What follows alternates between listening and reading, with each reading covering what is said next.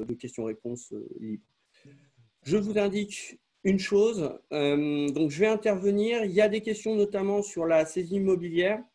Donc, je vais vous présenter le mécanisme de la saisie immobilière et de la suspension pour le coup des délais en saisie immobilière. Mais j'ai deux autres personnes qui viendront m'épauler sur ce point-là. Simplement parce que moi, la saisie immobilière, je connais, mais je veux dire, j'en fais pas, ce n'est pas mon quotidien. Donc, j'ai deux personnes qui viendront notamment parce qu'il y a beaucoup de questions et c'est des questions vraiment très pratiques. Donc, il y a deux personnes qui viendront pour en parler, qui sont Julie Couturier, qui est avocate à Paris et qui fait toutes les formations de l'ordre sur la saisie immo, celle qui les fait, enfin, elle en fait beaucoup en tout cas, et Frédéric Kiefer, qui est un confrère hors Paris, qui fait aussi de la saisie immo. Vous êtes sur votre téléphone? Donc, j'ai la personne qui a la main qui parle et on l'entend. Voilà, je vais commencer donc la présentation donc sur maîtriser les délais imposés par l'urgence sanitaire. On va voir 5 points. Donc, premier point, pourquoi intervenir sur les délais? Deuxième point, les textes. Troisième point, les mécanismes. Normalement, il y a point, même, vous cliquez sur le lien, vous pouvez même le lancer dans Internet sans passer par l'application. C'est le premier quart d'heure. Donc, vous inquiétez pas, je ne vais pas vous ennuyer là-dessus pendant 1 heure. Après, on va passer donc 1 demi-heure sur les exemples et ensuite, il y aura les questions-réponses libres. Voilà. Donc, pourquoi intervenir sur les délais? Premier point, vous le savez tous, actuellement, votre activité, notre activité, il n'y a quasiment que des avocats qui sont inscrits à cette intervention. Donc, notre activité en tant qu'auxiliaire de justice est perturbée par la crise liée au coronavirus. Voilà, les tribunaux ne marchent pas, nos clients ne répondent pas, etc. Donc, l'activité est perturbée. On va donc potentiellement rater des délais, pas de notre fait. On sait que les délais arrivent, mais parce que les tribunaux ne sont pas ouverts. Les huissiers de justice travaillent, mais pas tous, etc. Donc, on a des problèmes pour signifier les actes, par exemple. Donc, on va rater des délais, mais ce n'est pas de notre fait. On pourrait tous plaider la force majeure, l'impossibilité d'agir, contraire thème, tout ce que vous voulez. La difficulté de nous laisser plaider tous n'importe quoi, force majeure, impossibilité d'agir, tout ce que vous voulez, c'est que c'est extrêmement aléatoire. Peut-être qu'un juge va vous donner raison, peut-être qu'un autre juge va vous donner tort. Donc aujourd'hui, il y a l'obligation de fournir un minimum de sécurité juridique à tous. On sait qu'il y a un problème. Plutôt que laisser chaque personne se débrouiller individuellement avec son problème, on va le régler collectivement. Donc c'est l'idée de créer un régime prévisible et garantissant la sécurité juridique pour tous. J'ai précisé, ou au moins essayé, parce que vous allez voir que c'est un peu ardu sur certains points. Donc, on va commencer dans cette partie vraiment générale sur les textes, juste pour que vous soyez bien au clair, pour qu'on soit tous bien au clair. Je suis désolé pour les personnes qui étaient bloquées en salle d'attente. Si vous avez raté 5 minutes, il y aura tout est enregistré et la vidéo, le lien vers la vidéo vous sera communiqué avec le mail après ce séminaire. Donc, dans le mail, vous aurez aussi le support. Donc, les textes, le texte fondamental, on commence par la loi. Le texte fondamental, c'est la loi qui fixe la période d'état d'urgence sanitaire, c'est-à-dire la période où il y a vraiment un problème sans discussion possible.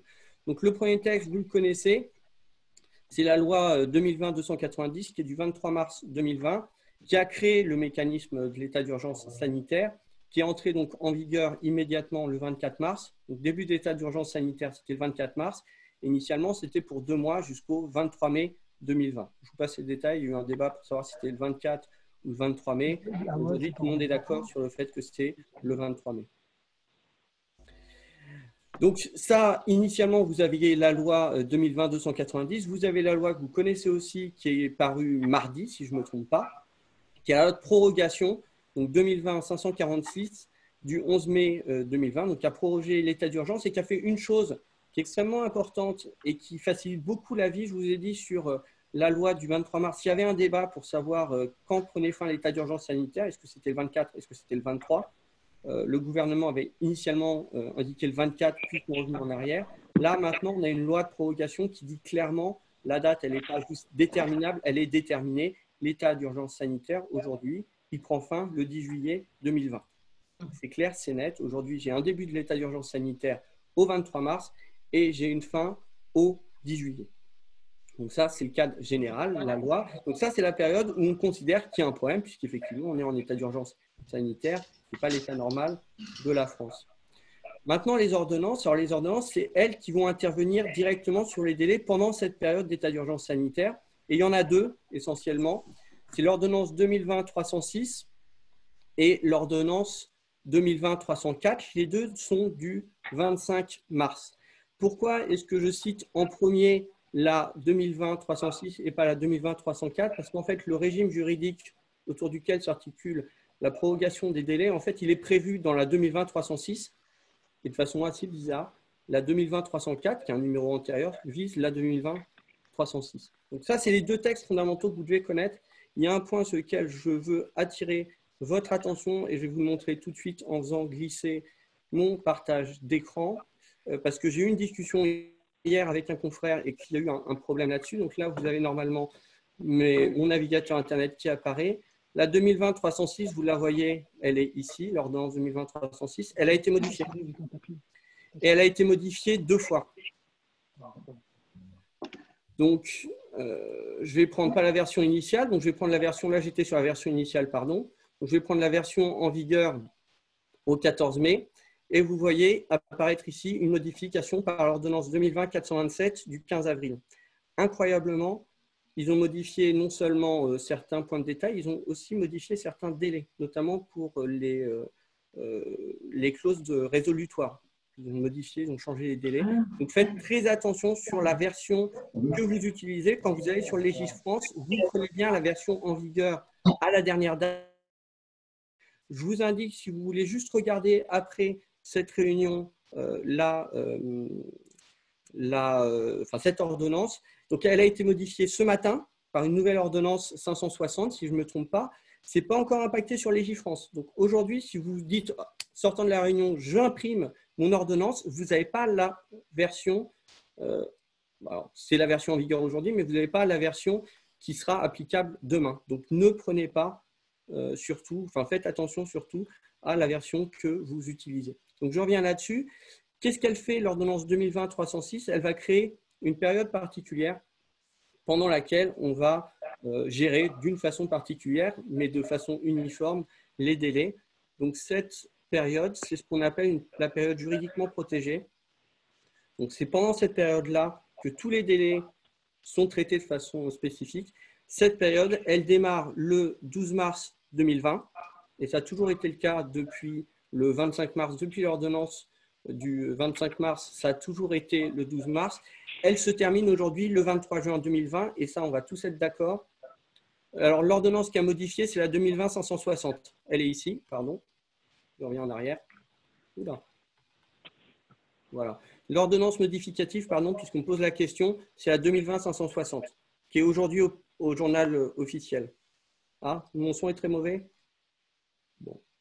Je suis désolé. Donc, c'est 2020-560, c'est en tout cas l'ordonnance modificative qui est parue aujourd'hui et elle modifie la 2020-306. Donc, vous ennuyez pas. Aujourd'hui, c'est un peu compliqué, mais demain, allez sur Légifrance, vous prenez la version en vigueur, vous vérifiez que c'est bien la version modifiée par l'ordonnance d'aujourd'hui et vous basez sur cette version et sur aucune autre.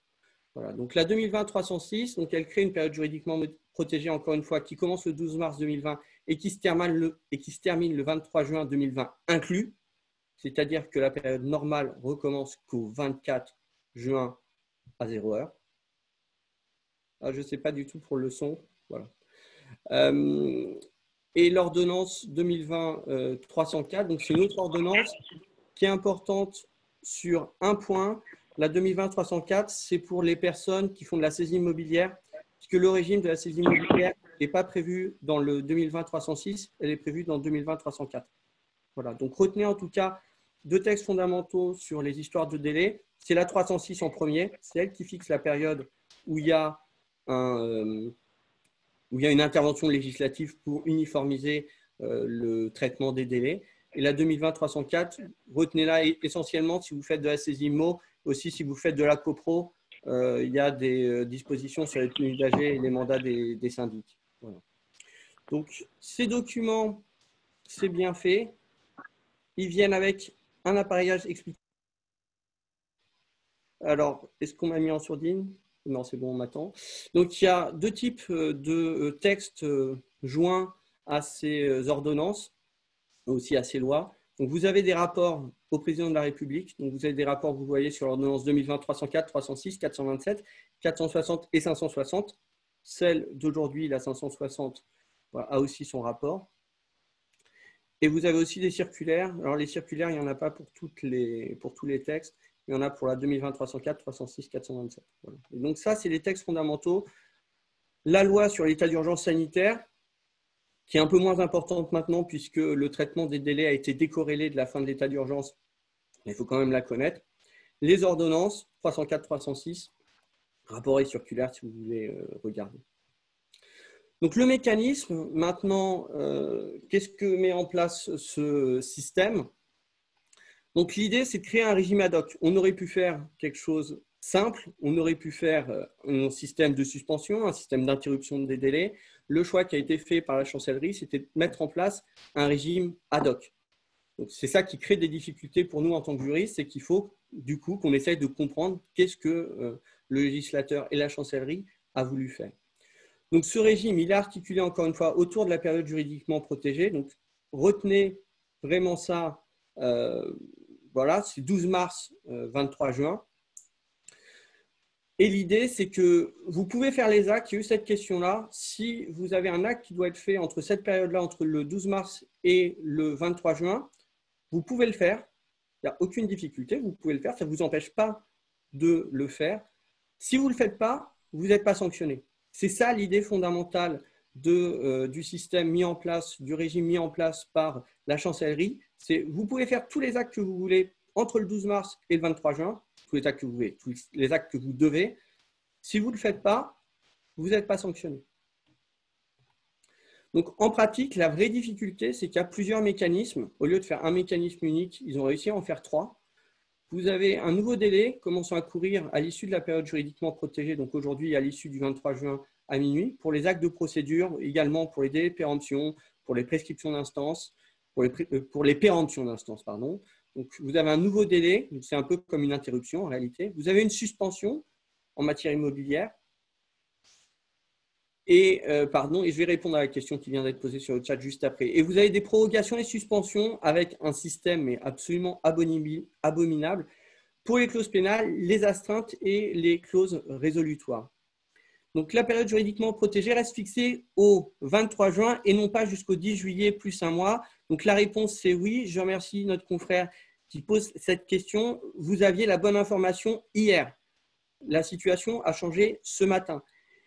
Avant ce matin, la période juridiquement protégée était calculée par rapport à la fin de l'état d'urgence sanitaire. L'état d'urgence sanitaire avait été prolongé jusqu'au 10 juillet.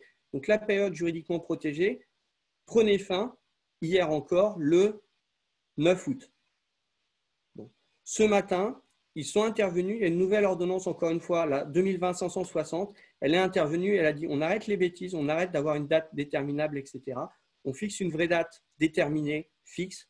Et cette date, c'est le 23 juin. Donc, effectivement, retenez le 23 juin, sauf si le gouvernement, la chancellerie décide de faire une nouvelle date. Mais aujourd'hui, c'est le 23 juin, c'est clair et net, il n'y a plus de discussion.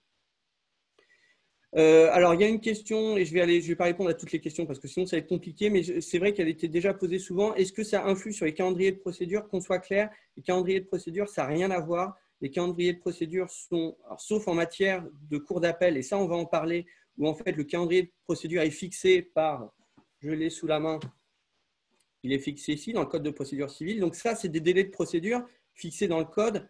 Eux sont prorogés. Si par exemple vous avez un calendrier de procédure devant le TC, devant le TC, devant le TGI, même au fond, qui ne sont pas des calendriers fixés par les textes, là ça n'existe pas et il faut voir les pratiques locales des juridictions. Et ça, je ne peux pas vous répondre. C'est une discussion qu'on a eue, peut-être que ça serait intéressant de faire un point là-dessus, un autre webinaire, mais on n'en parlera pas aujourd'hui. Donc, je regarde rapidement les questions. Donc, on en revient effectivement à la situation antérieure, 23 mai plus un mois, 23 juin. Si c'est une convocation à une audience, franchement, aujourd'hui, et après on fera toutes les questions, c'est Alain Provençal. Merci beaucoup Alain, qui est un spécialiste de la saisie immobilière.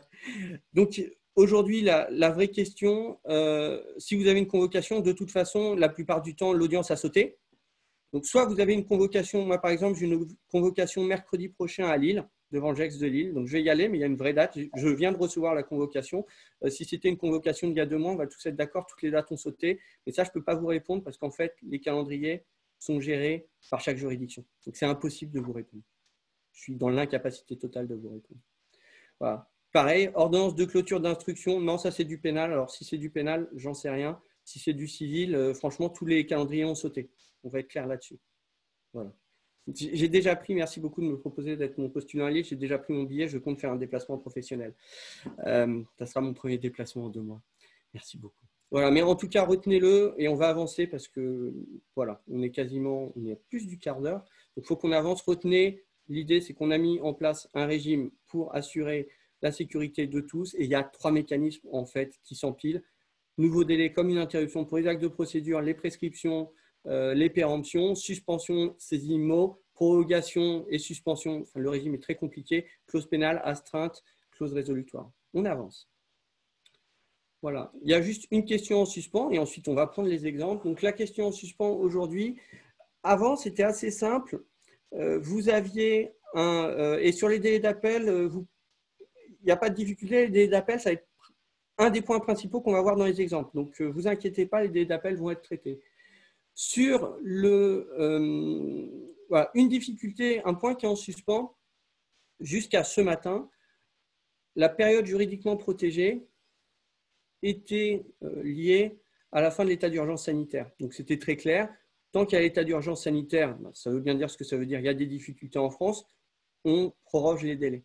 Bon, le choix a été fait de raccourcir la période juridiquement protégée et de la décorréler de la fin de l'état d'urgence sanitaire, ce qui fait qu'on est dans une situation un peu bizarre.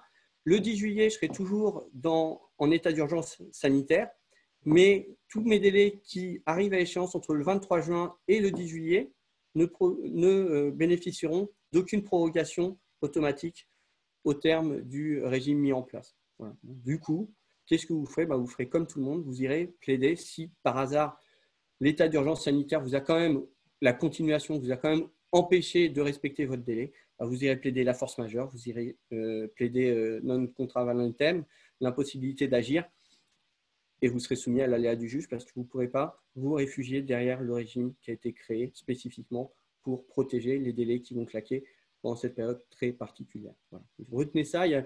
Voilà. Ce matin, le vrai changement, c'est qu'on a enfin une date fixe pour la fin de la période juridiquement protégée. On en est tous contents. Ça arrête les débats sur est-ce que c'est le 23, le 24, etc.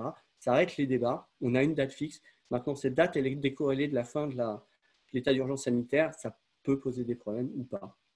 Voilà, mais ça sera au cas par cas. Voilà. Il y a un autre point qui, moi, m'intéresse beaucoup. Et on a pris, comme on est tous des avocats, enfin, je suis avocat, les personnes qui sont présentes à 95% sont des avocats. Donc, j'ai pris la position la plus conservatrice. Comment est-ce qu'on compute les nouveaux délais?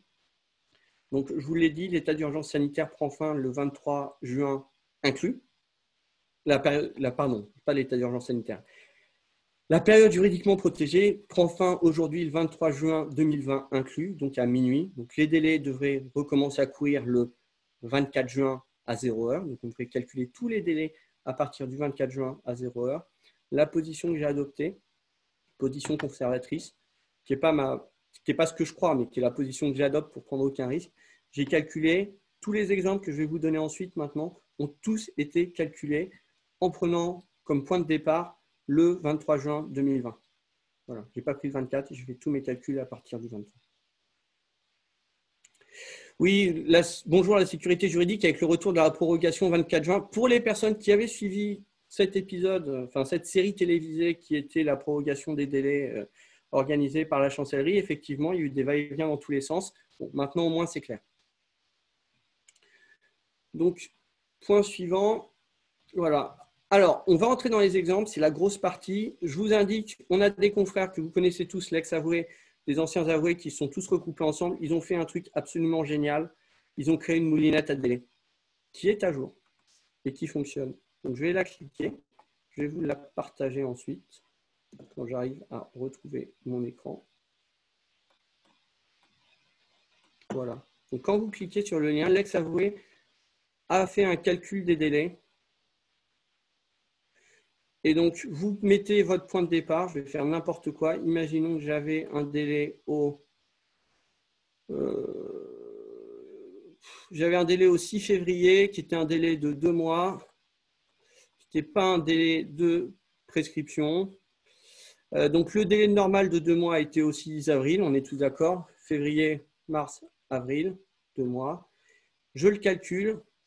Il me dit les dispositions sont applicables. Super, le 6 avril est bien entre le 12 mars et le 23 juin. Délai théorique du nouveau délai, c'est le 23 août. Voilà. Donc, l'ex-avoué a fait vraiment un super travail. Ils ont une moulinette. Après, je ne suis pas forcément d'accord sur le délai de prescription à un jour près, mais voilà, l'ex-avoué a fait un super travail. Ils vous ont donné une moulinette. Et je vais faire un autre exemple. Je vais modifier mes données. Je vais dire, par exemple, que j'avais un délai qui était au… J'ai commencé au 6 janvier. Voilà, le 6 janvier, j'ai commencé un délai de 2 mois qui s'arrête au 10 mars. Je calcule. Ah, pas de bol, les dispositions ne sont pas applicables. Franchement, l'ex-avoué a fait un super travail. Donc, je vous dis, à part une ou deux points où je ne suis pas forcément d'accord, mais c'est sur 1 ou 2 jours près, utiliser, enfin voilà. Je remercie beaucoup l'ex-avoué d'avoir fait ça. Utiliser leur moulinette, c'est mon conseil. Voilà, donc j'ai juste un doute effectivement sur le délai de prescription à 1 jour près. Donc, mon conseil, vous prenez l'ex-avoué, en tout cas pour les délais de procédure. Hein. Ça ne marche pas pour tout ce qui est procédure IMO, et ça ne marche pas notamment pour les clauses résolutoires, tout ce qui est clauses résolutoires, astreintes, etc. Délai d'urbanisme, il y a eu plein de questions là-dessus. Je vous l'indique, on ne va pas le traiter. Il y a des… Enfin, c'est très particulier. Potentiellement, il y aura une autre formation qui ne sera pas faite par moi. Alors, j'ai juste une question d'Olivia Bernardo-Pop que je salue puisque je la connais. La date à prendre en compte doit être le 12 mars ou postérieur? Non, alors l'idée, je reviens en arrière, mais de toute façon, je vous l'expliquerai dans les exemples. Mais l'idée aujourd'hui, c'est qu'il faut que votre délai arrive à échéance entre le 12 mars et le 23 juin. À partir du moment où votre délai arrive à échéance entre le 12 mars et le 23 juin, vous appliquez le système. Et on va voir ensuite comment s'applique le système. Mais fondamentalement, l'idée, c'est que tous les délais qui arrivent à échéance entre le 12 mars et le 23 juin sont impactés. Avant, non. Après, non. Voilà. Donc, les IC, j'ai aucune idée. Injonction de conclure, clôture au TGI, TJ ne sont pas concernés. On est tous d'accord. Ce n'est pas des délais de procédure. Enfin, ce n'est pas des délais. En fait, ce n'est pas des délais du code de procédure civile. C'est des délais de mise en état. Les délais de mise en état ne sont pas impactés. Et les enrôlements ne sont pas concernés non plus. Enfin, les enrôlements sont concernés puisque vous avez des délais d'enrôlement. Pardon. Donc, les enrôlements sont aussi concernés. Si vous aviez un délai TGI d'enrôlement à 4 mois, qu'il arrivait à échéance entre le 12 mars et le 23 juin, effectivement, il est prorogé aussi. Donc, le délai d'enrôlement TGI, TC, de toute façon, les audiences sont sautées. Résiliation, renouvellement de bail commercial, on va en parler, c'est trop compliqué. Voilà. Et voilà, et on va pas faire, et je ne vais pas faire toutes les questions là, ça va être trop compliqué sur les garanties, etc. On va essayer d'avancer. Après, potentiellement, il y aura d'autres formations plus spécifiques sur des points plus particuliers, quoi. Bon, donc j'avance. Donc ça, c'était l'exemple, c'était l'ex-avoué. Maintenant, je vous donne les vrais exemples qui intéressent tout le monde. Comment ça marche, comment est-ce que je calcule. Voilà. Donc, on va commencer. Donc, le mécanisme, je vais vous le réexpliquer. Donc, il se trouve à l'article 1er grand 1 de l'ordonnance 2020-306, c'est les dispositions du présent titre. Et ça, c'est la version à jour d'aujourd'hui. TGI ou TJ, il y a une question qui me pose en majuscule. TGI ou TJ, franchement, enfin, c'est la même chose. L'idée, c'est vous prenez votre délai, que vous ayez assigné. Non, aujourd'hui, tout le monde a assigné TJ et il y a plus de 4 mois qui sont passés depuis le 1er janvier. Donc, je continue.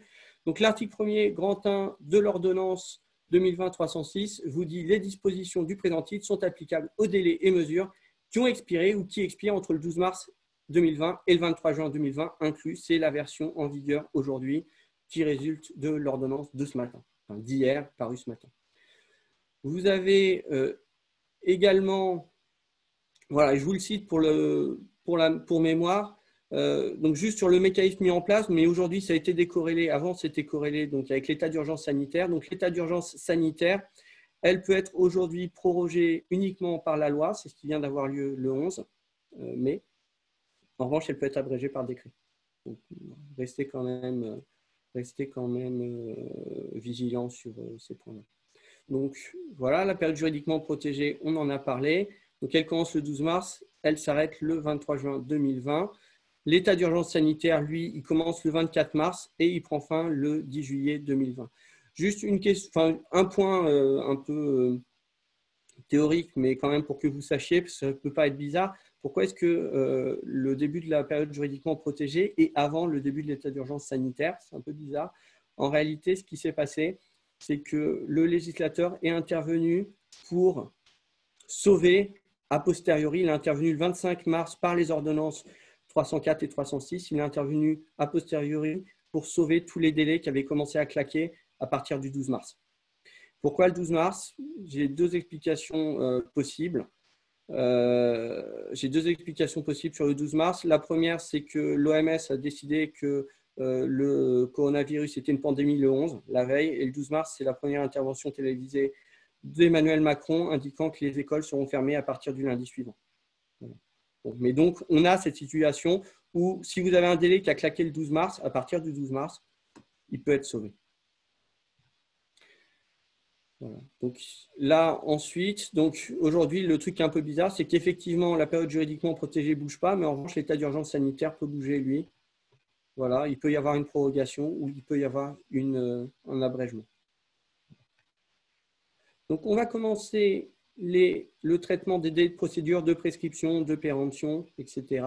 Donc, ça, c'est l'article 2 de l'ordonnance 306. Vous voyez, c'est un beau pavé. Donc, c'est tout acte, recours, action en justice, formalité, inscription, blablabla, qui aurait dû être accompli sous peine de caducité, sanction, forclusion, nullité, prescription, inopposabilité, tout ce que vous voulez, péremption, qui aurait dû être accompli pendant la période qui est entre le 12 mars et le 23 juin, sera réputé avoir été fait à temps s'il a été effectué dans un délai qui ne peut excéder à compter de la fin de cette période le délai légalement imparti pour agir dans la limite de 2 mois. Qu'est-ce que ça veut dire en langage normal? Si vous avez un délai qui arrive à échéance entre le 12 mars et le 23 juin, il est prorogé à compter du 23 juin pour la même durée que le délai initial. Je vais prendre un exemple. Je vais prendre l'exemple compliqué. J'avais un délai pour conclure en appelant selon l'article 908 du Code de procédure civile, donc délai de 3 mois à compter de ma déclaration d'appel, qui est tombé entre le 12 mars et le 23 juin. Ce délai de 3 mois recommence à courir à compter du 24 ou du 23. Moi, je le calcule à partir du 23 pour ne pas prendre de risque. Il recommence à courir pour 3 mois à compter du 23, sauf que pas de bol, ce délai est de plus de 2 mois, donc il est limité en fait. Le raccourci à 2 mois, ça ne peut pas être plus de 2 mois. Je ne peux pas avoir un délai de 3 mois, je peux avoir qu'un délai de 2 mois. Donc 23 juin, juillet, août, je dois conclure en tant qu'appelant avant le 23 août. Voilà, et on va en parler sur des histoires. Voilà. Toutes les questions là que je viens de voir passer, on va en parler dans les exemples, parce que le but de cette séance, c'est vraiment de voir des exemples pratiques en fait, avec des chiffres. Donc, je vous prends un premier exemple de prorogation du délai d'appel sur une ordonnance de référé, TJ ou TC. Donc, on est tous d'accord. Délai d'appel sur une ordonnance de référé, c'est 15 jours. Donc, j'ai dans mon exemple la période juridiquement protégée qui est entre le 12 mars et le 23 juin. La signification de mon ordonnance arrive le 2 mars. La date normale pour former appel de 15 jours, c'est le 17 mars. 17 mars, c'est entre le 12 mars et le 23 juin, prorogation. Et on va parler, là, toutes les questions que je vois passer, franchement, on va en parler juste après. Donc, prorogation des délais jusqu'au 23 juin. J'ai un nouveau délai de 15 jours qui court et ça s'éteint au 8 juillet. Sachant que je vous indique, moi, j'ai calculé mon point de départ à partir du 23 juin. Donc, j'ai fait 24, 25, 26, 27, etc. jusqu'au 8 juillet. Voilà. Je pourrais le contester et dire qu'en fait, c'est le 24 et que comme c'est un délai compté de jour en jour, selon l'article 641 du Code de procédure civile, je ne compte pas le premier jour, donc je ne compte pas le 24, je commence à calculer à partir du 25. Bon, je n'ai pas fait ça. Moi, j'ai calculé à partir du 23. Je n'ai pas compté le 23, j'ai compté le 24, j'arrive au 8. Voilà. L'ex-avoué a fait le même calcul que moi, je vous l'indique, j'ai fait les tests.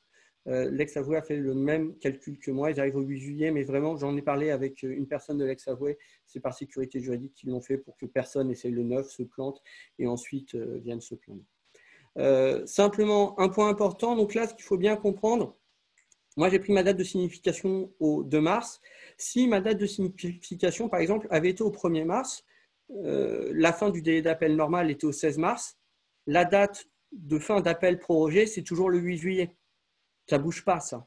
Pourquoi? Parce que, en fait, à partir du moment où mon délai tombe dans la période juridiquement protégée, il recommence à courir pour la durée initiale, la durée de 15 jours, à la fin de la période.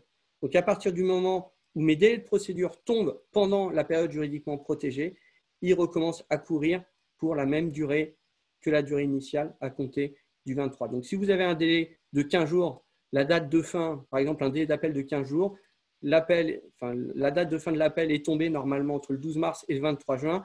L'appel qui recommencera à courir, le délai d'appel, tombera toujours le 8 juillet, quelle que soit la date de signification antérieure. Si vous aviez un délai qui était d'un mois, qui est tombé à échéance entre le 12 mars et le 23 juin, quelle que soit la date du point de départ, la fin du délai d'un mois à compter du 23 juin, moi je le calcule au 23 juillet. Je ne prends pas de risque. Mais retenez ça, vraiment, dès que vous avez un délai de procédure qui tombe entre le 12 mars et le 23 juin, vous mettez au 23 juin et vous calculez votre délai. J'ai eu cette question, donc on va être clair, tout ça ne vous empêche pas de faire l'acte que vous deviez faire. Si vous voulez le faire, si vous avez la possibilité de le faire, faites-le. La suspension, enfin ce régime de prorogation ne vous empêche pas d'agir. Donc, si vous avez votre délai qui court, faites l'acte si vous pouvez le faire. J'ai eu la question notamment d'une personne qui demandait pour les nantissements et les hypothèques. Les nantissements et les hypothèques, et on a potentiellement des juges consulaires, donc s'ils veulent se signaler, il n'y a pas de difficulté, on pourra éventuellement les laisser parler à la fin sur l'organisation de leur juridiction. Mais pour moi, les juridictions consulaires, les tribunaux de commerce ont continué à fonctionner. Donc, les nantissements, vous pouvez les inscrire. Et les hypothèques, ça, j'en suis sûr que les services de la publicité foncière fonctionnent parce que j'en ai contacté 2 pendant les 2 derniers mois. J'ai 2 services de la publicité foncière avec qui j'ai échangé. Ils répondent, ils traitent. Donc, si vous avez un délai aujourd'hui, faites-le. Si vous ne pouvez pas le faire pour une raison X et Y, vous le reportez. Et en tout cas, vous n'avez pas d'empêchement, si vous n'avez pas d'empêchement matériel de faire un acte, faites-le. Le RPVA fonctionne à nouveau, oui, on pourra en discuter. Voilà. Donc, on passe à la suite. Donc, retenez en tout cas, donc, typiquement là, j'ai ma signification le 2 mars. Fin du délai d'appel normal, 17 mars, c'est entre le 12 mars et le 23 juin. On est dans la période juridiquement protégée. On le décale, on le met 15 jours à compter du 23 juin et ça me fait le 8 juillet.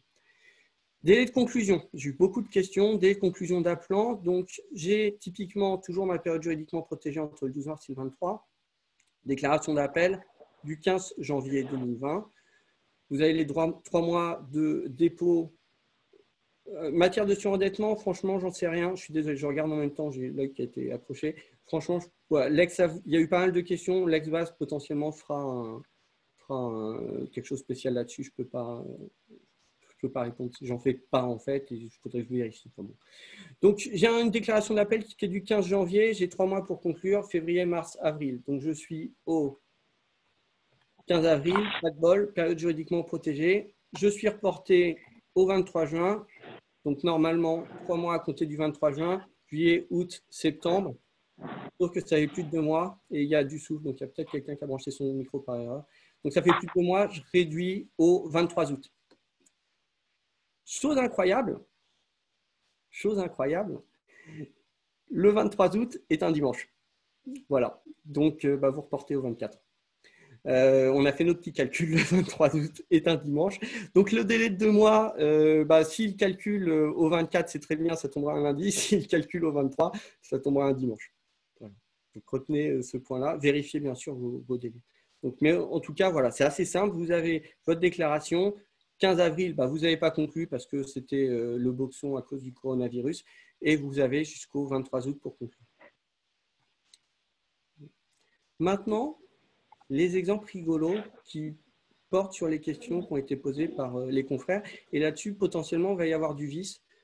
Donc vraiment, et pour les personnes actes délivrés à l'étranger, pour moi, c'était pareil. Il n'y a pas de… Je veux dire, c'est tous les actes de procédure. Ce n'est pas juste les actes de procédure en France. Et commission recours amiable, j'y connais rien, c'est du droit public. Donc là, on va entrer dans la partie vraiment vicieuse. Autant le début, je pense, c'est à peu près compréhensible, autant là, on commence à avoir des nœuds dans le cerveau et surtout, il va falloir qu'on soit tous très vigilants, que le but, ce n'est pas qu'on engage notre responsabilité civile professionnelle et je vais essayer d'aller beaucoup plus vite. Donc, j'ai la période juridiquement protégée entre le 12 mars et le 23 juin. J'ai la signification de mon ordonnance de référé le 15 juin. Du coup, délai d'appel 30 juin, le délai d'appel est hors de la période juridiquement protégée. Donc, je bénéficie d'exactement 0 prorogation. Il vous le calcule ça, Alex Avoué. Mais faites très très attention à ça parce que là, on est tous déconfinés, on va tous recommencer à faire des choses, on va tous avoir des délais qui vont recommencer à courir et ce n'est pas des suspensions. Il faut que votre délai il arrive à échéance dans la période juridiquement protégée. Là, il y a des délais qui vont recommencer à courir, qui vont claquer en dehors et il n'y aura aucune prorogation. Faites très très attention à ça. Délai de constitution en appel, c'est pareil. Ah oui, à compter de la notification du greffe, pareil, c'est prorogé. Donc, un mois, c'est prorogé au 23 juillet. Selon le moment où ça tombe. Voilà. Et alors là, c'est là où il y a vraiment du vice. Donc, je vous donne l'exemple, et je l'ai fait en plus. Je ne l'ai même pas fait exprès, mais il se trouve que je suis coupable d'avoir fait ça. Donc, j'ai ma période juridiquement protégée qui est entre le 12 mars et le 23 juin. J'ai ma déclaration d'appel qui est du 15 janvier. Je conclue le 15 avril parce qu'après tout, je peux respecter les délais. Donc, je respecte mes délais. Je fais courir un délai de 3 mois pour l'intimé pour répondre jusqu'au 15 juillet. En dehors de la période juridiquement protégée, il n'a aucune prorogation. Donc, on va commencer à faire tous très, très attention, notamment en appel sur nos délais, parce que là, tous les délais qui vont commencer à courir, tous les délais Magendie, là, de 3 mois, etc., qui vont commencer à courir, on va sortir de la période juridiquement protégée, il n'y aura aucune prorogation. Si votre délai arrive à échéance dans la période juridiquement protégée, vous êtes tranquille. Si ce n'est pas le cas, attention. Donc, si l'appelant a conclu le 23 mars, l'intimé doit conclure avant le 23 juin. Bonne réponse. J'ai conclu, il se trouve que j'ai conclu le 23 mars. Je n'ai même pas fait exprès. Donc, faites très attention, c'est là-dessus, on va tous se planter. Alors, j'ai une personne qui n'a pas compris, donc je vais revenir en arrière. Ok, donc sur l'histoire du délai de 2 mois, la cour d'appel, qui est ici, pourquoi le 23 août, 23 juin, 23 août, et pourquoi pas 23 septembre? Parce que l'ordonnance 2020-306 dit que vous faites courir un nouveau délai, donc le délai de 3 mois, dans la limite de 2. Donc, si votre délai fait plus de 2 mois, en fait, il ne peut pas faire plus de 2 mois. Ils ont créé un délai butoir, en fait. Si vous avez un délai qui recommence à courir pour l'intégralité de sa durée au 23 juin, il ne pourra jamais faire plus de 2 mois. Même s'il est de 3 mois, même s'il est de je m'en fiche, il ne pourra jamais faire plus. Voilà. Et un dernier exemple sur ce système fantastique. Bon, vous avez un délai de péremption qui courait donc, à compter du 1er septembre. Il arrive à échéance le 1er septembre 2020. Vous êtes en dehors de la période juridiquement protégée. Là, vous avez 0 prorogation. Vous seriez tombé juste dans la période juridiquement protégée, vous auriez eu 2 mois en plus. Voilà. Et encore une fois, pour toutes les histoires de dossier, clôture, injonction de conclure, franchement, ça c'est de l'organisation des juridictions, ce n'est pas traité par, par tout ça. Tous les délais de procédure, enfin je veux dire de mise en état, ont sauté, de mise en état. Là, on parle vraiment de procédure, code de procédure civile. Bon, mesures administratives ou juridictionnelles, on va passer rapidement. Le système est assez simple. Donc ça, c'est l'ordonnance 306, c'est l'article 3. Donc, alors, il y a un point, c'est important peut-être pour les conciliations, médiations et également pour les personnes en droit de la famille. Il y avait une question en droit de la famille, mais je ne connais pas, mais pour moi, ça s'applique. Donc, les mesures administratives ou juridictionnelles suivantes et dont le terme vient à échéance au cours de la période définie, donc 12 mars, 23 juin, sont prorogées de plein droit jusqu'à l'expiration d'un délai de 3 mois suivant la fin de cette période. Précision, si vous aviez déjà regardé ce texte, jusqu'à ce matin, c'était 2 mois. Ça vient de passer à 3 aujourd'hui. Voilà, c'est une des modifications du décret 560. La raison, c'est parce qu'on a dit les pauvres parties, elles vont avoir un délai qui va claquer le 23 juillet, mais le 23 août, mais le 23 août, elles sont en vacances. Donc, il faut leur laisser 3 mois, donc il faut leur laisser jusqu'en septembre. Bon, franchement, c'est surtout plus pour les juridictions, mais ce n'est pas grave. Donc, qu'est-ce qui va se passer pour tous ces trucs qui sont mesures conservatoires? Typiquement, alors, il y a une personne qui posait la question pour, je sais pas, vous êtes dans une procédure de divorce, vous avez une personne qui doit payer de l'argent en attendant, ça arrive à échéance, boum, c'est rajouté 2-3 mois jusqu'au 23 septembre. Conciliation, pareil, vous aviez une procédure de conciliation qui devait prendre fin le 15 mars, boum, elle a été rallongée jusqu'au 15 septembre, jusqu'au 23 septembre, pardon, j'ai du mal. Par ailleurs, faites juste attention sur un point, et c'est là où il y a une réinjection de l'appréciation souveraine des juges. Donc, ils ont fait un système où ils prolongent tout de 3 mois, sauf si le juge décide qu'il raccourcit tout. Hein. Ah, et Julie Couturier est là, on va pouvoir passer bientôt à la saisie IMO. Voilà, et vous avez aussi une autre disposition qui sont pour les mesures d'assistance éducative qui expirent pendant la période juridiquement protégée. Elles sont prorogées d'1 mois. Voilà. Donc ça, c'est assez simple, franchement. Vous avez la période juridiquement protégée 12 mars, 23 juin. Vous avez une date d'échéance de votre mesure juridictionnelle de conciliation, j'en sais rien, de protection. Hop, elle est prorogée de la période juridiquement protégée plus 3 mois, 23 septembre. Clair, net, précis, c'est simple. Plein droit, donc mesure d'assistance éducative, pareil, ça c'est 1 mois, donc c'est 23 juillet. Voilà. Donc, la difficulté potentiellement qu'il peut y avoir avec ces mesures, c'est qu'elles sont listées, c'est une énumération limitative, donc si votre mesure, elle n'est pas dans la liste des mesures juridictionnelles ou administratives qui sont prorogées, elle n'est pas prorogée. Ça, il faut vérifier, j'en sais rien, il faut regarder vos dossiers. On arrive à la saisie immobilière où là, le législateur a bien fait les choses puisqu'il a pris un texte qu'on connaît, il a utilisé une expression qu'on connaît, il a suspendu les délais.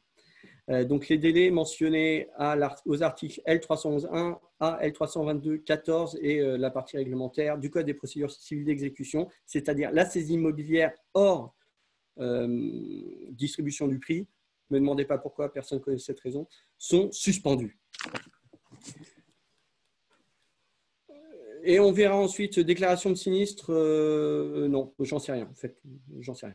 Je vais réfléchir pendant que Julie Couturier va parler. Donc, Julie Couturier et Frédéric Tiffer vont répondre à vos questions là-dessus pratiques. Je vous présente juste le mécanisme. Donc là, c'est une suspension. Donc, la suspension, c'est très simple. Votre délai qui a déjà couru, il reste suspendu. Enfin, il reste couru. C'est suspendu. Il recommence à courir pour le solde à la fin de la période de suspension. Donc là, j'ai ma période juridiquement protégée du 12 mars au 23 juin. J'ai ma signification, j'ai un commandement de payer que je dois publier dans un délai de 2 mois, donc jusqu'au 15 avril. Pas de bol, je suis dans la période juridiquement protégée, mais je vous le dis, les services de la publicité foncière fonctionnent, donc vous pouvez publier. Hein. Pas d'empêchement physique aujourd'hui. Bon, mais je ne le fais pas pour des raisons X et Y. Mon délai qui a couru, il est de 25 jours. Le délai suspendu. Donc, le délai qui reste, c'est 1 mois et 4 jours qui recommence à courir à compter du 23 juin puisque c'est une suspension. Et j'arrive au 28 juillet. Donc, j'ai délivré mon commandement de payer le 15 février. Eh bien, je dois le publier aujourd'hui du fait de la suspension jusqu'au 28 juillet 2020. Si le commandement est publié pendant la période juridiquement protégée, ça se passe très bien. Et s'il expire, votre commandement, oui, s'il a la durée de, c'est quoi, c'est 2 ans les commandements. Le délai, c'est 2 ans. C'est 2 ans. 2 ans. C'est 2 ans, merci Julie. Si votre délai expire, il est prorogé. Bon, vous allez aller voir le juge. Ah non, vous allez avoir le juge pour demander une prorogation de votre commandement. Julie Couturier et Frédéric vont répondre à toutes ces questions-là. Mais là, franchement, je vous ai pris un exemple assez simple. Et effectivement, Fred Kiefer est le chouchou de tout le monde. Voilà. Donc, c'est tout. On fait une réunion. Donc, là, c'est franchement assez simple. C'est une suspension. Vous avez juste des cas un peu folkloriques. En fait, le vrai problème, il est pratique en saisie IMO. Parce que la suspension, tout le monde comprend. Le problème de la saisie IMO, c'est que c'est une procédure super sympa où vous avez plein de délais qui s'empilent les uns après les autres. Donc là, je vous prends un exemple un peu plus sympa et impossible à débroussailler. Donc, j'ai mon jugement d'orientation du 15 février 2020. Donc, ma créance, elle est bonne. Je peux poursuivre ma saisie IMO. La vente immobilière aura lieu à l'audience d'adjudication du 14 mars 2020, qui tombe pendant la période juridiquement protégée. Donc, ma période de publicité, du coup, elle est prorogée. Je ne suis pas obligé de publier entre le 14 mars et le 14 avril, ce qui n'a absolument aucun sens puisque je ne peux pas tenir l'audience d'adjudication sans ma publicité, qui a encore moins de sens puisque toutes les audiences d'adjudication ont sauté. Et qu'on ne sait pas comment ça. Enfin, ça dépend des tribunaux. Donc, comment est-ce que je gère cette procédure absolument lamentable où en plus j'ai une signification de jugement pour rigoler qui du coup va, elle, terminer au 29 juin. Comment est-ce qu'on gère ça? Eh bien, c'est compliqué. Et je vais laisser la parole à Julie et à Frédéric pour nous expliquer un peu en pratique comment est-ce que les GEX immobiliers le gèrent ou en tout cas les informations qu'on a aujourd'hui sur ces points-là. Bonjour à tous. Alors effectivement, gentiment, Charles nous a demandé à Frédéric et à moi, on attend Frédéric, mais Là. il est là, d'intervenir. Alors plus sur des problématiques, si je puis dire, de cuisine de nos juridictions respectives et savoir comment les uns et les autres le gèrent et comment se réorganise un petit peu voilà, les services du juge de l'exécution. Alors en ce qui concerne Paris, on a eu une note pour nous dire que les audiences de vente de toute façon ne se tenaient pas avant la rentrée. Et je viens d'avoir donc Madame Taras, qui est la responsable des saisies immobilières à Paris, qui me dit que ce sera en réalité même fin septembre, la reprise des ventes aux enchères, alors même que devant d'autres juridictions, les audiences ont déjà repris. C'est le cas par exemple à Avignon, où notre amie commune, Anne-Isabelle Grégory, m'a dit que les audiences reprenaient avec des modalités assez particulières, puisque c'est évidemment vente par vente, donc n'entre dans la salle d'audience que le créancier poursuivant, enfin l'avocat du créancier poursuivant et les oblateurs intéressés avec leurs avocats, mais le juge se réservant la possibilité éventuellement de faire sortir les oblateurs si il y a un peu trop de monde à l'audience. Donc c'est vous dire que chaque juridiction a effectivement ses mœurs. Nous, toutes les audiences qui devaient se tenir entre le 16 mars et le 11 mai sont reportées, vont toutes systématiquement être reconvoquées. Et ce que me disait tout à l'heure Madame Taras, c'est que s'agissant notamment des audiences de rappel, puisque je crois qu'il y a eu une question là-dessus d'un confrère, ils allaient les renvoyer vraisemblablement au mois d'août, considérant que les acquéreurs les débiteurs n'avaient pas eu véritablement la possibilité de vendre, puisque les visites d'appartements ou de biens sont interdites en ce moment, en tout cas ont été impossibles à mettre en œuvre matériellement, raison pour laquelle les audiences de rappel seront renvoyées peut-être plus loin que les autres. Alors j'ai eu exactement le contre-exemple tout à l'heure, puisque j'ai eu une audience de rappel qui devait être qui devait intervenir le 19 mars, et finalement je viens d'être reconvoquée pour le 11 juin. Donc, allez comprendre. Mais la politique de la juridiction, normalement, pour les audiences de rappel, c'est de les reconvoquer au mois d'août pour laisser aux débiteurs la possibilité de réorganiser les visites, les ventes, etc. et de faire en sorte, effectivement, que les ventes amiables aient de véritables chances de pouvoir être mises en œuvre. Frédéric ? Oui, alors, déjà, je ne sais pas trop ce qui a été dit, puisque je prends l'intervention de Charles Simon en cours. Je voudrais revenir sur la saisie immobilière, mais je pense que ça a été abordé. Les dispositions de l'ordonnance 2020-304 sur la saisie immobilière sont claires. L'article 2, grande 2, troisièmement, précise que pour la procédure de saisie immobilière, les délais sont suspendus. Alors maintenant, on sait depuis hier que la période juridiquement protégée, elle a 2 dates fixes, 12 mars jusqu'au 23 juin à minuit. Donc maintenant, on est fixé. Et donc pendant cette période, tous les délais concernant la procédure de saisie immobilière se trouvent suspendus. Alors, on sait ce que c'est que la suspension. Je pense que Charles l'a abordé. Je n'y reviendrai pas. Alors, quelles sont les conséquences? Parce que c'est plutôt les aspects pratiques auxquels je pense pour lesquels vous attendez des réponses. Quelles sont les conséquences de cette suspension sur des ventes, des adjudications fixées dans le courant du mois de juin? Julie vous a répondu tout à l'heure en ce qui concerne Avignon. Les ventes, j'étais en relation tout à l'heure avec Florence Rochelaman, qui est avocate à Avignon, m'a dit que les ventes avaient eu lieu cet après-midi à Avignon et que ça s'était bien passé. La difficulté, je pense, réside dans une interprétation peut-être erronée de la dernière note de la chancellerie par les juges de l'exécution. Il y a une note de la chancellerie qui a été adressée aux juridictions le 5 mai dernier, et qui indique que les plans de continuité d'activité des différentes juridictions sont levés. Par conséquent, normalement, on doit revenir à la normale. Revenir à la normale, mais en respectant néanmoins les contraintes sanitaires imposées, ce qui nécessite quand même une réorganisation. Et parmi les suggestions qui figurent dans cette note, se trouvent des précisions relatives au juge de l'exécution. Et la page 26 de cette note indique ce qui est prioritaire en la matière. Et il est indiqué, je cite, juge de l'exécution, ce qui est prioritaire, ce sont toutes les contestations de mesures d'exécution forcée portées devant le juge de l'exécution et au-delà, les requêtes au juge de l'exécution urgente ou ayant des incidences économico-sociales, par exemple une demande de mainlevée de saisie des rémunérations.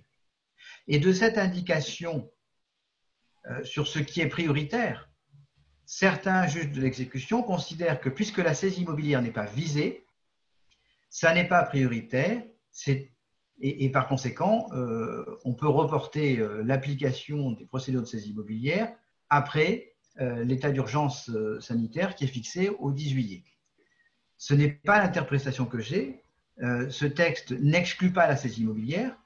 Il rappelle simplement qu'il y a, c'est le terme des plans de continuité d'activité, et donc c'est la nécessité de reprendre toutes les activités, peut-être aménagées, mais de les reprendre, et donc de ne pas les interdire. Alors comment procéder? Chaque juge de l'exécution, et Julie vous l'a dit, envisage la situation de manière différente. Certains ont cette position et n'en démordent pas. D'autres l'envisagent différemment et considèrent que la suspension des délais telle qu'elle est prévue par l'ordonnance 2020-304 n'interdit pas l'accomplissement des actes. Moi, je me suis posé la question. Et donc, j'ai essayé de répondre à cette question avant même que les choses évoluent.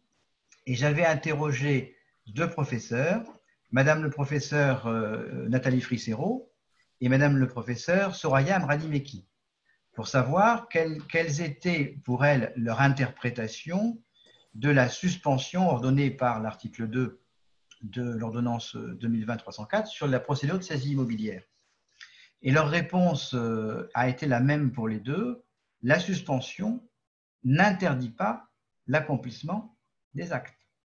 Par conséquent, les actes peuvent être accomplis. Alors avec prudence, parce que, comme l'a dit Charles, certains actes en matière de saisie immobilière, et la plupart d'entre eux, font courir un délai qui va soit ouvrir une faculté pour une des parties à la procédure, soit nécessitera la délivrance de nouvel acte, et par l'effet de la suspension, on peut se retrouver bloqué à un moment ou à un autre de la procédure. Mais lorsque des ventes ont été fixées pour le mois de juin ou pour le mois de juillet, elles résultent d'un jugement d'orientation qui a été rendu en amont, qui a fait l'objet d'une audience d'orientation dans laquelle il y a eu un débat et pour lesquels peut-être que le recours d'appel n'est pas vidé comme l'a exposé tout à l'heure Charles, mais néanmoins, compte tenu de l'absence d'effet suspensif de l'appel en la matière, aux risques et périls du créancier, l'adjudication peut se tenir. Dans quelle mesure, au regard des publicités qui sont à réaliser dans un certain délai, des visites qui sont à organiser, ça n'est pas évident. Je crois qu'il faudra le traiter au cas par cas. Mais dans la mesure où la publicité peut être effectuée, notamment si elle l'est suffisamment à l'avance, que les visites peuvent être effectuées, je ne vois pas d'inconvénient à ce que les ventes puissent avoir lieu. Alors certes, il faudra qu'elles soient organisées de manière à respecter les mesures sanitaires. Pour Avignon, cela vous a été exposé. En ce qui concerne la juridiction que je connais, qui est le juge de l'exécution près le tribunal judiciaire de Grasse, là encore, on fait application à la fois des règles sanitaires, mais aussi des dispositions toujours applicables de l'ordonnance 2020-304, notamment l'article 8, qui permet au président de la juridiction de décider que la procédure, l'audience, se déroulera en publicité restreinte ou en chambre du conseil, donc sans le public. Et c'est ce qui a été prévu pour la reprise des audiences de vente sur Grasse, avec présence des avocats poursuivants, des avocats enchérisseurs munis d'un chèque de banque ou d'une caution bancaire irrévocable, et uniquement ces derniers, pour le déroulement des enchères. Et dans la mesure où le public ne peut pas être présent, les avocats enchérisseurs pourront être autorisés à utiliser le portable pendant le déroulement des enchères pour s'entretenir avec leurs clients. Et ainsi, la vente, l'adjudication pourra avoir lieu. Ce système a été mis en place jusqu'aux vacations judiciaires qui, je crois, ont été fixées sur les derniers éléments que j'ai au 10 juillet prochain. Alors, ça ne règle pas tout. ça ne signifie pas qu'il ne pourra pas y avoir des contestations le jour de l'adjudication de la part des parties saisies, mais je ne pense pas que les juges de l'exécution puissent d'office considérer que la procédure est irrégulière si la publicité a été faite dans les délais, si les visites ont pu être organisées, s'il y a des acquéreurs potentiels dans la salle d'audience, il n'y a pas de raison que l'audience ne puisse pas se tenir. S'il y a une contestation, le juge la tranchera, ordonnera le cas échéant un report de la vente ou pas, mais il ne peut pas, à mon sens, d'office, empêcher l'adjudication de se tenir, sinon il encourt un recours pour excès de pouvoir, à mon sens. Maintenant, il faudra certes faire du cas par cas. Je ne vous demanderai pas, moi, si vous êtes concerné par un juge de l'exécution qui n'a pas du tout cette vision des choses telle que peuvent l'avoir le juge de l'exécution d'Avignon ou celui de Grasse, de ne pas entrer en conflit avec lui. Mais alors, il faudra que le juge de l'exécution soit logique avec lui-même. C'est-à-dire s'il refuse ou il estime que les ventes ne sont pas possibles avant la fin de la période d'état d'urgence sanitaire, donc avant le 10 juillet, à ce moment-là, il faudra aussi que pour toutes les ventes qui sont fixées au cours de cette période antérieure, il considère et accepte qu'on est en présence d'un cas de force majeure et rende des jugements sur le fondement de l'article R322-28 du Code des procédures civiles d'exécution pour solliciter et fixer une nouvelle date pour solliciter un report de la vente pour cas de force majeure. Alors, mon interprétation n'est peut-être pas la bonne, mais néanmoins, il y a eu hier, le 7 mai, une réunion entre le Conseil national des barreaux, la conférence des bâtonniers, le barreau de Paris et la direction des affaires civiles et du Sceau, le 7 mai, donc dernier, qui est accessible sur le site du CNB. Et à propos des voies d'exécution, la réponse du directeur des affaires civiles et du Sceau a été claire. Il a confirmé que contrairement à certaines interprétations erronées des ordonnances, les procédures d'exécution n'étaient pas suspendues. Alors certes, le terme suspendu, il est un peu mal adapté à la situation, puisqu'on sait que pour les saisies immobilières, il y a suspension.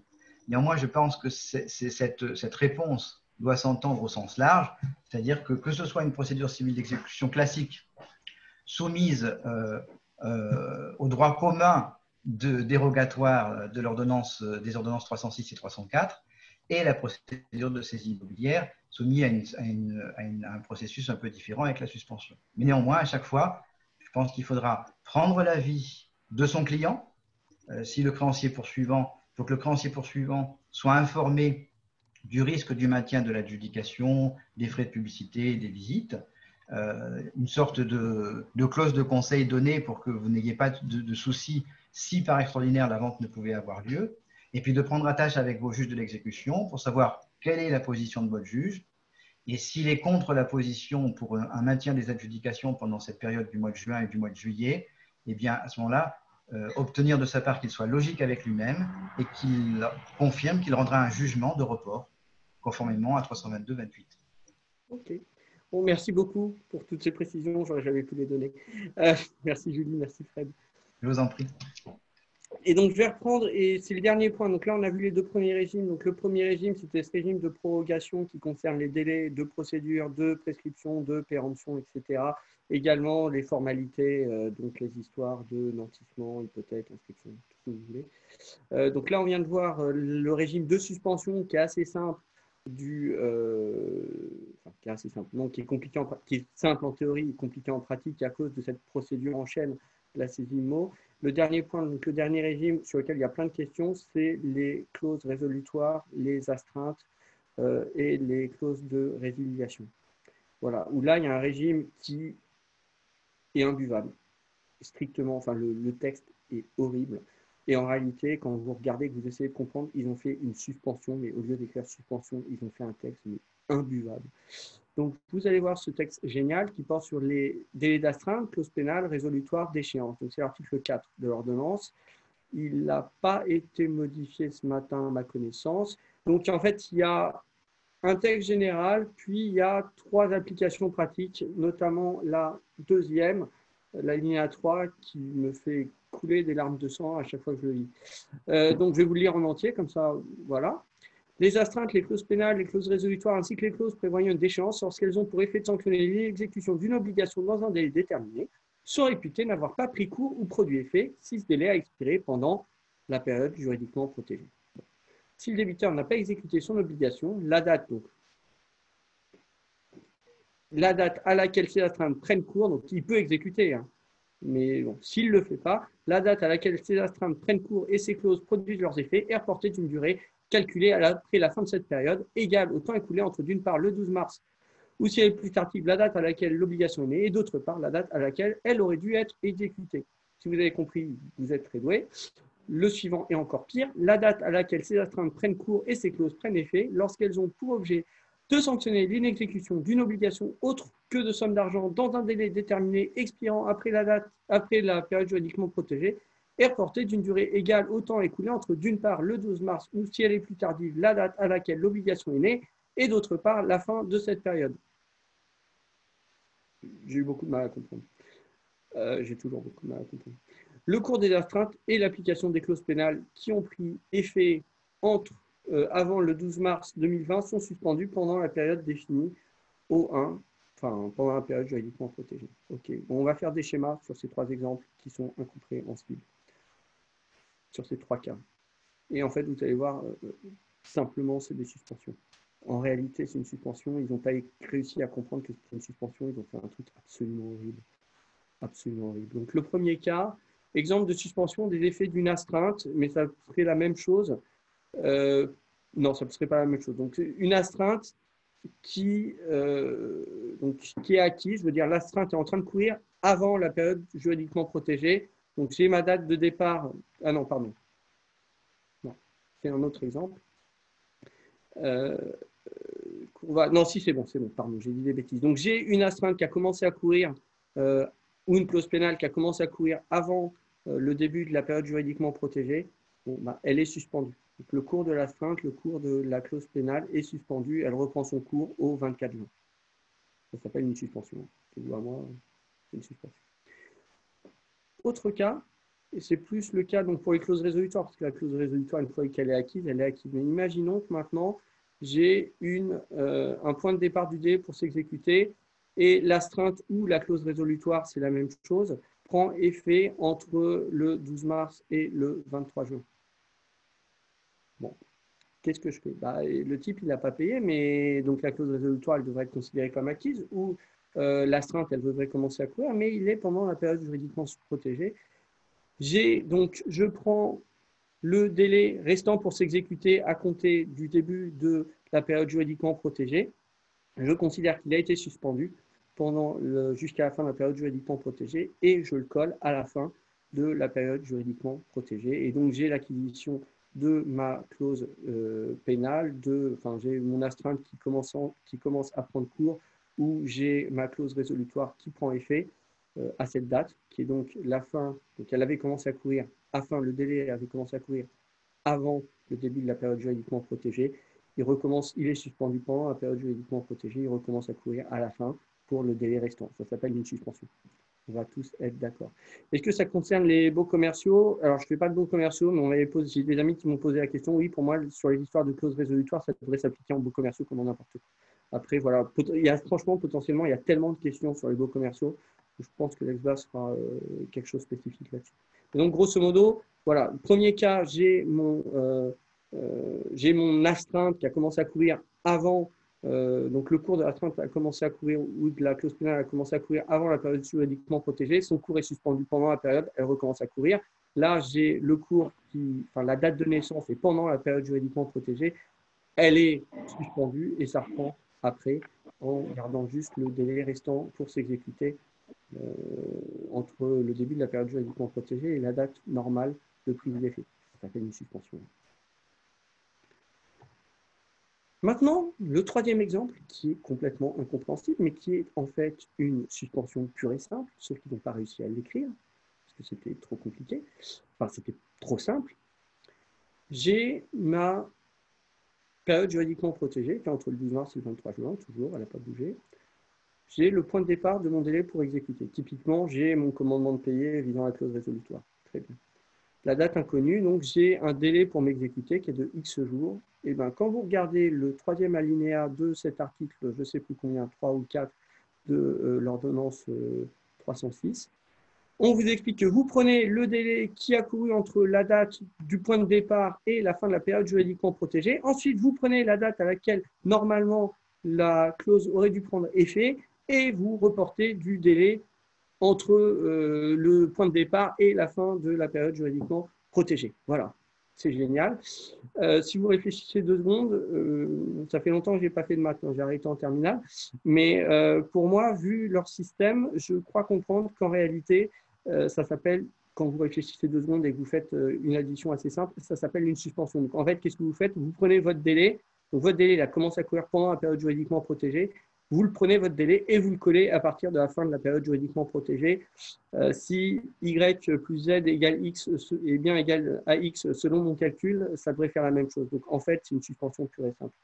Qu'est-ce que ça veut dire en matière de clause résolutoire, notamment sous toute réserve, hein, parce que ce n'est pas non plus ma tasse de thé, mais qu'est-ce que ça veut dire? Moi, on m'a posé la question, donc je veux résilier un bail, je ne sais pas quoi. En fait, l'idée, c'est qu'aujourd'hui, est-ce que j'attends la fin de la... Vous n'avez pas encore envoyé votre lettre, enfin, vous n'avez pas encore donné votre commandement de payer visant la clause résolutoire. Bon. Soit vous l'envoyez après la période juridiquement protégée, et ça sera les calculs normaux, vous vous ennuierez pas. Soit ce que vous faites aujourd'hui, vous l'envoyez maintenant, avec votre délai de 30 jours qui court, bon, mais sauf qu'il ne pourra pas commencer à courir, il est suspendu. Donc votre délai de 30 jours commencera à courir au 23 juin à minuit. Donc, franchement, aujourd'hui, vous avez le droit de faire l'acte. La personne en face, si elle ne vous paye pas, elle n'est pas sanctionnée. Mais à partir du 23 juin 2020, votre délai pour payer, il va courir. S'il ne paye pas dans les 30 jours à compter du 23 juin, acquisition de la clause résolutoire. On a vu les trucs un peu pervers quand on fait des actes juste avant la fin de la période juridiquement protégée. Le truc qui est aujourd'hui, non, ça ne change rien là-dedans, puisque c'est une suspension. Donc, même si vous faites aujourd'hui la déclaration, non, mais même si vous signifiez aujourd'hui votre commandement de payer visant la clause résolutoire, de toute façon, le délai ne recommencera à courir. Enfin, selon le calcul que vous ferez en lisant le texte, ça vous dira qu'il faut faire machin bidule, mais pour moi, au final, en fait, si vous signifiez maintenant votre commandement, dans tous les cas, en réalité, il arrivera à expiration 30 juin, enfin, il arrivera à expiration 30 jours à compter du 23 juin 2020. J'ai essayé d'être plus clair. Grosso modo, donc, soit vous attendez la fin de la période juridiquement protégée et ça sera normal, soit vous signifiez maintenant. Et en fait, comme vous êtes à plus de 30 jours de la fin de la période juridiquement protégée, bah, votre délai commencera à courir au 23 juin. Et même en réalité, si vous êtes à moins de 30 jours de la fin de la période juridiquement protégée, le délai commencera à courir en entier à compter de la fin de la période juridiquement protégée. Voilà. Mais vous regardez le texte, il est absolument incompréhensible. C'était le dernier point. On a dépassé déjà d'un quart d'heure. Donc, on a un quart d'heure de questions. Donc, je propose qu'on fasse le chat. Simplement, on est encore 474. Vu les inscrits, on est tous avocats. Donc, je pense qu'on connaît tous des choses. Que vous êtes tous au moins... vous êtes sans doute meilleurs que moi, même tous. Donc, voilà, poser des questions. Ensuite, on peut passer un quart d'heure à essayer d'y répondre. Moi, je répondrai à l'oral, mais des confrères peuvent répondre à l'écrit. Je veux dire, c'est ouvert. Simplement qu'on soit d'accord, hein, tout ce qui est droit social, urbanisme, droit public, ce n'est pas le sujet. Ce n'est pas un point que j'ai fait. Donc, c'est pas un point que j'ai étudié parce que plus j'en fais pas. Donc voilà, ne posez pas de questions là-dessus. Peut-être qu'il y a des confrères qui pourront répondre, mais pas moi. Et peut-être que l'Exbase refera une formation spécifique. Donc on peut y aller. Merci. Donc, pour l'instant, il n'y a pas de questions. Donc ça va bien. Ça me va. Tant qu'il n'y a pas de questions, ça va. Pensez-vous que les délais qui ont démarré et qui expirent pendant la période bénéficient de la prorogation? Ça, c'est clair et net. Alors ça, on va tous être d'accord. Si vous avez un délai qui démarre pendant la période juridiquement protégée et qui expire dedans, c'est le régime de la période juridiquement protégée qui s'applique. Il n'y a aucun problème. C'est le cas le plus simple. Le PowerPoint sera mis encore une fois à disposition. Il sera dans un mail que l'Exbase va vous envoyer. Plan de redressement, j'en fais pas. Et j'ai trop de questions, ça va trop vite. Commandement. Donc là, on revient en arrière pour les commandements délivrés. Alors, ça dépend quel commandement on parle. Il y en a plusieurs. Oui, je suis d'accord avec vous. C'est le 23 août. Donc, pour moi, les commandements, c'est une suspension de ce que je comprends du régime très bizarre qu'ils ont fait. Donc, si vous délivrez aujourd'hui un commandement visant la clause résolutoire, ça sera, le délai normal commencera à courir à compter du 23 juin. Quid de la prescription? Ah, je vais parler de la prescription parce qu'on n'en a pas parlé. Alors, elle n'est pas suspendue et pour le coup, c'est marqué. La prescription, elle est réglée par le système de prorogation. Donc, si vous avez un délai de prescription qui claquait entre le 12 mars et le 23 juin, imaginons, enfin, la prescription est rarement de 2 mois, quoi. Elle est au moins de 2 ans en matière d'assurance. Je ne sais plus s'il y a des prescriptions plus courtes encore de 1 an. Bon, prenons une prescription de 2 ans en matière d'assurance. Donc, le délai de 2 ans recommencera à courir à compter du 23 juin, sauf qu'il y a la limitation à 2 mois. Donc, en fait, votre délai de prescription, et là, il y a un débat, votre délai de prescription, est-ce qu'il courra jusqu'au 23 juin, juillet, août? Est-ce qu'il courra jusqu'au 23 août ou jusqu'au 22? Il y a une jurisprudence de la Cour de cassation de 2017 qui dit que les articles 641 et 642 du Code de procédure civile ne s'appliquent pas au délai de prescription. Je suis désolé, c'est très théorique et très ennuyeux. Du coup, en fait, ce n'est pas de quantième à quantième. Donc, il faut prendre un jour avant. C'est pour ça que j'ai un doute sur les délais de prescription qui commenceront à courir et qui seront de 2 mois, du coup, puisque ça peut pas être de plus de 2 mois. Je pense que les 2 mois sera au 22 et pas au 23 comme pour tous les actes de procédure. Voilà. Alors, je vais essayer de prendre, parce qu'il y a eu plein de questions entre-temps, et du coup, je suis perdu. Quid de droit de rétractation? Alors, droit de rétractation, ça a été visé, vous prenez l'article, l'ordonnance 306 qui a dit que le droit de rétractation n'était pas concerné. Je vous renvoie à la lecture de l'ordonnance, que je l'ai sous les yeux. Je vais prendre l'ordonnance et je vais faire un CTRL F, rétractation. Et je vais essayer de voir où c'est. Voilà. Donc, l'article 2 qui organisait le système de prorogation des délais, ils ont ajouté le 15 avril, c'était l'ordonnance du 15 avril, ils ont ajouté un dernier alinéa qui dit que le présent article, qui organise la prorogation, n'est pas applicable au délai de réflexion, de rétractation ou de renonciation prévu par la loi ou le règlement, ni au délai prévu pour le remboursement de sommes d'argent en cas d'exercice de ces droits. Voilà. Ça a été ajouté, donc bienvenue au club, ça a été ajouté le 15 avril, donc il y a des personnes qui potentiellement ont claqué le délai parce que entre le 25 mars et le 15 avril, ils pensaient qu'ils étaient tranquilles. Eh ben non, surprise. Voilà. Alors j'ai perdu les questions, bien sûr. Conversation. Alors je suis désolé parce que l'article 5, je suis un peu perdu, donc je vais essayer de en prendre un autre. Commandement de payer valence immobilière est publié pendant la PJ alors que le délai de 2 mois pour assigner expire le 23 août. Comment est-ce que c'est? Oui, mais attendez, la publication. Non, mais attendez, votre délai d'assignation en saisie immobilière, il court à compter de la publication, donc ça, c'est pas possible. Excusez-moi, maître, je me permets, Ouais. juste pour faciliter, pour éviter que le chat, que les questions défilent très vite parce qu'il y en a de nombreuses. Les personnes qui veulent poser des questions, si tout le monde peut intervenir un par un, on a la possibilité de désactiver notre micro et d'intervenir, enfin de le réactiver, excusez-moi, pour avoir une interaction en direct au lieu de dire. Comme on est 500, ça va être compliqué parce que tout le monde va activer son micro en même temps. Juste pour. Quel bon moment? Alors, je vais essayer de répondre, mais ça va être très très compliqué. Oui, l'article 3 de l'alinéa 3 de l'article 4 de l'ordonnance 306. Il faut que je le regarde effectivement, il dit ça. 4. La date à laquelle ces astreintes prennent cours et ces clauses prennent effet lorsqu'elles ont pour objet de sanctionner l'exécution d'une obligation autre que ce somme d'argent. Ouais, j'ai toujours un doute sur ce truc-là. Écoutez, on va laisser un point d'interrogation et potentiellement on va revenir, peut-être qu'on fera un travail spécifique là-dessus. Franchement, j'ai un doute. Licenciement, pareil. Ah si, prescription, ça je peux répondre. Expiration, donc 16 avril. Alors déjà, la première chose, je vous indique donc pour Elsa Fourier qui demande licenciement notifié le 16 avril, prescription 12 mois, donc expiré le 16 avril 2020. Je vous indique que c'est faux à cause d'une jurisprudence de la Cour de cassation de 2017. C'est le 15 avril parce que ce n'est pas de quantième à quantième. Alors, pour le 19 octobre, Alexa Fourier apparemment se plante là-dessus. Ça me paraît bizarre. 16 avril. 16 avril 2020. Bon, ça a expiré le 16 avril 2020, donc ça est reporté de 2 mois. Pourquoi est-ce qu'ils ont fait ça? Je ne peux pas vous dire pourquoi est-ce que Alexa Fourier se plante. On leur remontrera ça. Donc, je vais essayer de prendre une autre question. Quid si le commandement de payer publié? Non, ça, je l'ai vu. Domaine public, je vous dis, je ne vais pas répondre parce que ça n'en fait pas. Alors, vraiment, sur toutes les histoires, on est désolé parce qu'on espérait avoir… Il y avait un vice-président du tribunal judiciaire de Paris qui potentiellement aurait pu être là et finalement, il n'a pas pu. Il pourrait plus vous répondre là-dessus, mais vraiment, parce que c'est un point qui revient tout le temps. Et ça rejoint en fait ce que vous a dit, ce que vous ont dit Julie Couturier et Frédéric Kieffer. Toute la mise en état n'est pas concernée par la prorogation des délais. Vraiment, c'est les délais de procédure du code de procédure, pas les délais qui sont fixés par le JM. Et la difficulté de toute façon aujourd'hui, c'est que tous ces délais ont été balayés par l'urgence sanitaire qui fait que toutes les juridictions étaient fermées et que, en fait, ça dépend de l'ordonnance de roulement que va rendre votre juridiction locale.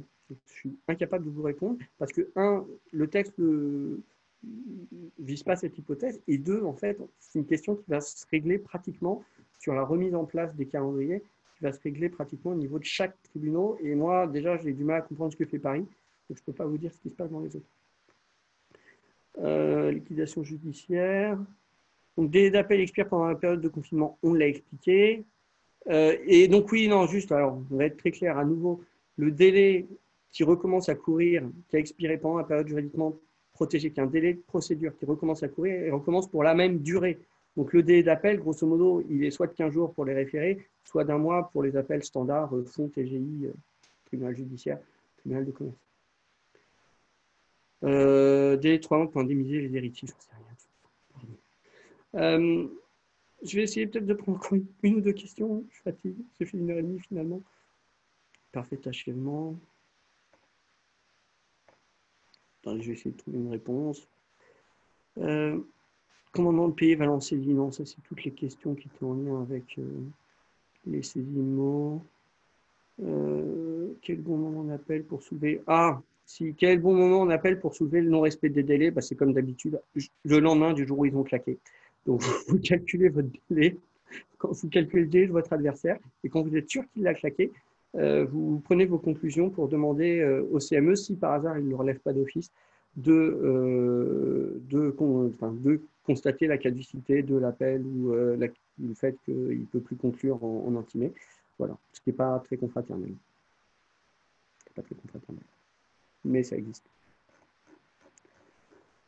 Déclaration de créance, pareil, déclaration de créance prorogée. Si ça tombe, si vous avez une déclaration de créance qui tombe pendant la période juridiquement protégée, elle est prorogée. Et la déclaration de créance, on va prendre l'exemple en procédure collective, elle est de 2 mois, donc c'est le maximum de la prorogation. Donc vous recomptez à partir du 23 juin, juillet, août, 23 août pour la prorogation, pour le dépôt de votre déclaration de créance. Mais encore une fois, franchement, tout ce système bizarre, compliqué, ne vous empêche pas de faire l'acte. Donc, si vous avez les documents pour la déclaration de créance, franchement, le 23 août, c'est dans 3 mois, quoi. Faites-la maintenant. Enfin, c'est juste mon conseil. Faites-la maintenant. Si vous ne pouvez pas, mais faites-la maintenant. Et évitez les problèmes. Là, je viens juste de vous expliquer que c'est très, très compliqué, que vous voulez éviter tout ça. Évitez les problèmes. Faites tout. Maintenant. Intérêts sont-ils suspendus? Très bonne question. La réponse est non. La réponse est non parce que, alors ça dépend de quel intérêt on parle, mais quoique c'est une bonne question. Je viens de répondre non, mais là je vous mettais un doute. Des intérêts conventionnels, c'est sûr que c'est non parce que ces textes ne concernent pas les obligations qui naissent de contrat, sauf l'histoire des clauses de résiliation où ils ont enserré. Mais ça ne concerne pas normalement l'obligation de payer, existe bien à telle date, c'est juste que… Et c'est une bonne question, je ne me l'étais pas posée, si on ne parle pas de l'intérêt légal, mais si on parle de l'intérêt contractuel, pour moi c'est sûr qu'il est dû, et l'intérêt légal sur un jugement, j'ai un doute, mais c'est ni une astreinte, ni une clause pénale, non, pour moi l'intérêt légal sur un jugement doit continuer à courir, notamment l'intérêt majoré de 5% qui nous intéresse tous. Voilà, donc on me dit que je dois terminer à 16h. Je vais regarder s'il y a une dernière question tout en bas. Saisie attribution. Ah, je vais en parler parce que je vais le citer parce que c'est un très bon ami. Il a écrit un très bon article sur la question dans la revue, je suis désolé, c'est un concurrent, la revue Dalloz, revue pratique du recouvrement. C'est Sylvian Dorol qui est huissier chez Venezia. Il a écrit un très très bon article dessus. Il s'est bien pris la tête. Donc, on va juste prendre l'exemple. J'ai une saisie attribution signifiée le 6 mai, délai d'un mois pour contester, possible jusqu'au 23 juillet. On est d'accord, il y a juste une difficulté et c'était dans dans la note de la chancellerie qui m'a fait bondir, je pensais que le type était un débile, sachant qu'en plus, c'était le directeur des Sceaux qui l'avait fait. Le seul problème, c'est que votre délai de contestation est bien repoussé au 23 juillet. En revanche, le délai pour émettre le certificat de non-contestation par le huissier de justice qui a fait la saisie, lui, il est à 1 mois, s'il n'y a pas de paiement, 1 mois à compter de l'acte. Et pas ce qu'on pensait tous, que l'huissier fait le certificat de non-contestation à l'issue de l'écoulement de la période de contestation. Donc, votre vraie difficulté, c'est que vous pourrez contester jusqu'au 23 juillet. En revanche, un huissier un peu folklorique et cow-boy pourra lui demander le paiement pendant la période juridiquement protégée, ce qui est super choquant. Je fais des voix d'acte, je fais pas mal de saisies mobilières, pas immobilières, mobilières, et c'est super choquant. Mais vraiment, la saisie d'attribution, vous avez jusqu'au 23 juillet pour être payé. En revanche, pour contester, pardon. En revanche, le paiement pourrait être intervenu avec le risque que l'argent disparaisse. Voilà, pas chouette. Délai d'exécution du jugement de 10 ans, pareil, c'est un délai de prescription, il a été reporté. Pour une dernière question, construction, j'en fais pas. Voilà, j'ai terminé avec Cassiopée Astro. Bonne fin de journée à tous et merci. J'arrête. Au revoir.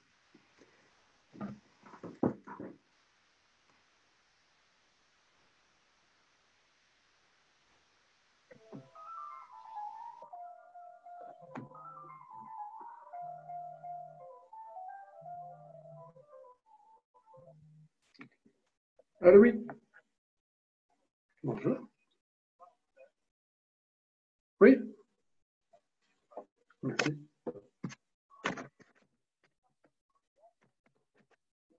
Allô, oui. Donc, merci à tous d'avoir participé à ce webinaire. Donc, à l'issue de la présentation, vous allez recevoir un email qui reprend le petit document PowerPoint que vous pourrez, ce qui vous permettra d'aller consulter calmement l'ensemble des schémas et des petites illustrations de cas. Et vous allez recevoir également un lien vers la vidéo sur YouTube si vous souhaitez la revoir un peu plus tard. Voilà, je vous remercie beaucoup au nom de l'Exbase et au nom de Charles Simon d'avoir participé à ce webinaire et je vous dis à bientôt sur l'exbase.fr. Au revoir.